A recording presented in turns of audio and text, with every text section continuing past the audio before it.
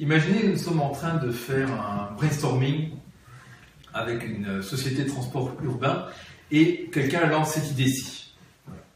Un bus surmonté d'une pomme. Les réactions généralement vont être immédiates. C'est quoi ce truc? C'est débile? Ça ressemble à quoi ça?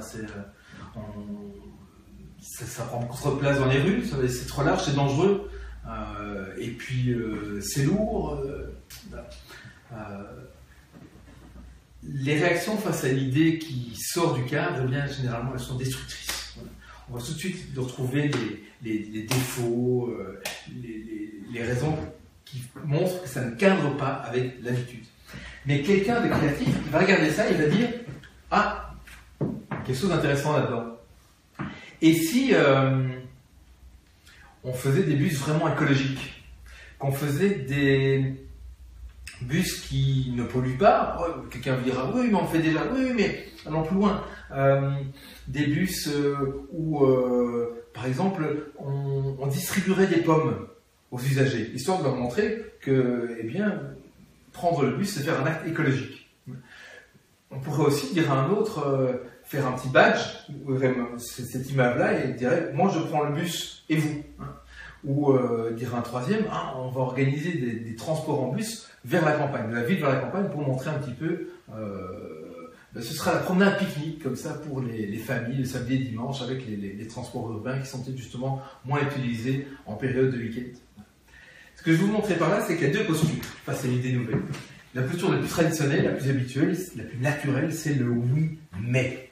Et le oui, mais, il coince vraiment la pensée. Il arrête l'idée là où elle n'est qu'un germe, qu'un embryon. Il lui met tout de suite le doigt sur ses défauts. Je pense souvent à cet exemple d'une femme enceinte où on pourrait voir à travers son ventre de maman enceinte d'un bébé de 2 mois. Il me dirait mais ton bébé, mais c'est n'importe quoi, il n'a même pas de doigts là, et puis on voit pas ses yeux et tout. Mais attendez, il n'est pas encore terminé.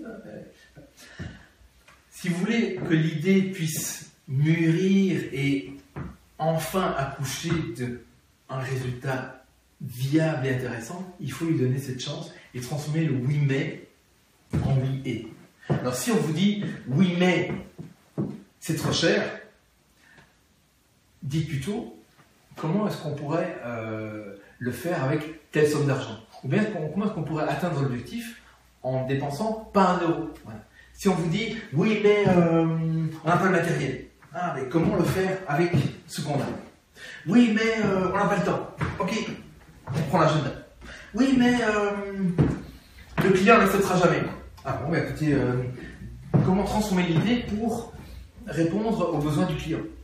Ou bien comment tester l'idée pour, à partir de ce marché test, voir si elle pourrait correspondre à un marché plus grand. Oui, mais l'idée est beaucoup trop compliquée. Ok, comment est-ce qu'on pourrait garder le principe de cette idée, mais la simplifier? C'est pas accessoire ce que je veux dire, c'est une posture essentielle au créatif. Il ne s'agit pas d'annihiler le jugement, mais de le différer. Je fais souvent cet exercice et faites-le pour vous et avec un collaborateur ou une collaboratrice.